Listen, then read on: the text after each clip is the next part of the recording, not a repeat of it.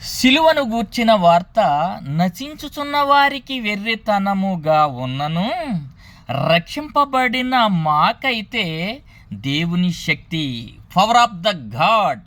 సిలువను గూర్చిన వార్త, సిలువ విలువ తెలియని మనిషి మాటలాడుతున్నటువంటి మాటలు సమాజంలో చూస్తుంటే ఈ మతోన్మాది 2 చెక్కలపై ఉన్న శవము అంటున్నాడు మనిషి. ప్రియమైన దేవుని పిల్లలారా, ఎంటైర్ ప్రపంచ మానవాళికి రక్త ప్రదాత, రక్తాన్ని ఇచ్చినటువంటి దేవుడు వన్ అండ్ ఓన్లీ యేసుక్రీస్తు ప్రభువులు వారు. ఆ రక్తము ఎలాంటిది అంటే, నాలో పాపమున్నదని మీలో ఎవడైనను స్థాపింపగలడా అని రుజువు చేసినటువంటి, సవాలు చేసినటువంటి వ్యక్తి రక్తమండి. ప్రియమైన దేవుని పిల్లలారా, ఆ రక్తము విలువ మీకు తెలుసా? ఆరిన నేలపై ప్రతి మనిషి పాపాన్ని కడగడానికి యోగ్యమైన రక్తము. ఆ రక్తము విలువ మనిషికి తెలియదండి.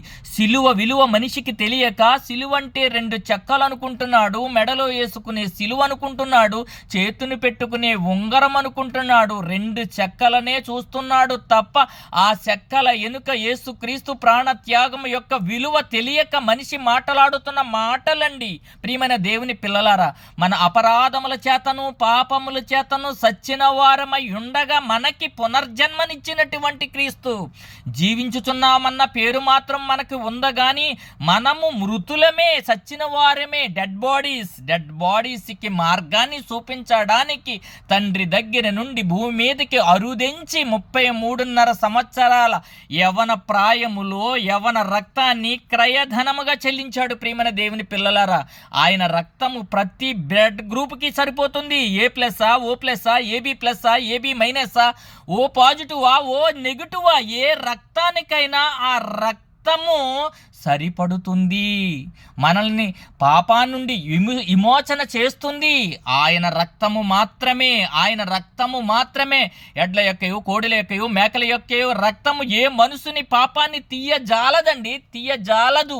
ఎడ్లు, కోళ్ళు, మేకలు మనము తినడము కొరకు. ప్రియమైన దేవుని పిల్లలారా, వాటి రక్తము వలన పాప విమోచన జరగదు గనుకనే ప్రియమైన దేవుని పిల్లలారా, ఎవరు వెళతారు నా నిమిత్తము, ఎవరు వెళతారు నా ప్రజలను, నా పిల్లలను రక్షించి నా దగ్గరికి తీసుకురావడానికని దేవుడు తలపోసుకుంటుంటే, తండ్రి దగ్గర ఉన్న కుమారుడు తన తండ్రి బాధను చూడలేక, నేనున్నాను తండ్రి నీ బాధ తీర్చడానికి, నేను వెళతాను, ఆ శిక్షను నేను భరిస్తాను, నీ బిడ్డలను నీ దగ్గరికి చేర్చడానికి మార్గాన్ని సరళము చేస్తాను అని తండ్రి దగ్గర మాట ఇచ్చి భూమి మీదకి వచ్చి ఏ విషయంలోనూ కూడా తప్పిపోక యవ్వనస్తుడై ఉండి కూడా తమ యవ్వనేచ్ఛలను తన ఎడమ కాలుతో అదిమి పట్టి మాటలోనా, చూపులోనా, ప్రవర్తనలోనా ఏ విషయంలోనూ కూడా తండ్రి చిత్తాన్ని నెరవేర్చుటయే గాని తన చిత్తాన్ని నెరవేర్చకుండా తప్పిపోకుండా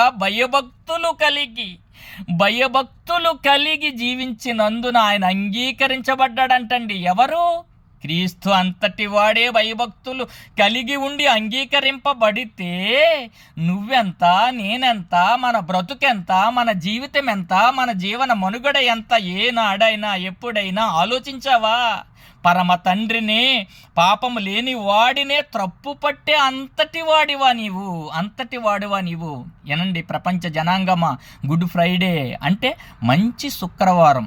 ఎలా మంచి శుక్రవారం అయింది అంటే, ఆయన ప్రాణ త్యాగము వలన మనకి పాప విమోచన, పునర్జన్మ ఇచ్చాడు దేవుడు. ఈ పునర్జన్మ వలనే మనము మరలా తండ్రి దగ్గరికి చేరగలుగుతున్నాం. దానికి మార్గాన్ని సరళము చేసినటువంటి యేసు, నా యేసు, నేనే మార్గము, నేనే సత్యము, నేనే జీవము అన్నాడు. నేనే అంటే మరొకడు లేడు అని.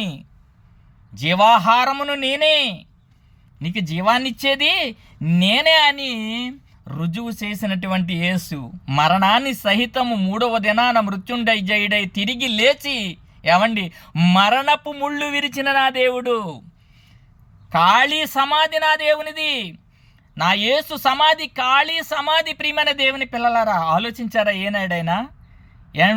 ఏనాడైనా ఆలోచించారా? చనిపోయిన ప్రతి ఒక్కరు సమాధులు అలాగే ఉన్నాయి. ఏ సమాధి తెరవబడలేదు. పునరుద్ధానుడైన వాడిలో మొదటి వాడు నా యేసు, నా యేసు మరణము బంధించలేదు నా యేసుని. ప్రియమైన దేవుని పిల్లలారా, అందుకని మృతులను సహితము లేపగల దేవుడు, మృత్యుంజయుడు, పునరుద్ధానుడైన క్రీస్తును గూర్చి ప్రకటించుటలో నేను సిగ్గుపడి వాడిను కాను అంటున్నాడు పౌలు. అదే బాటలో నడుస్తుంది క్రైస్తవ్యం.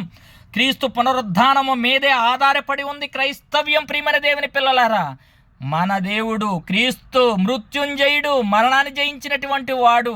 ఆ జయాన్ని మనకి ఇవ్వడానికి మార్గాన్ని సిద్ధపరిచిన వాడు.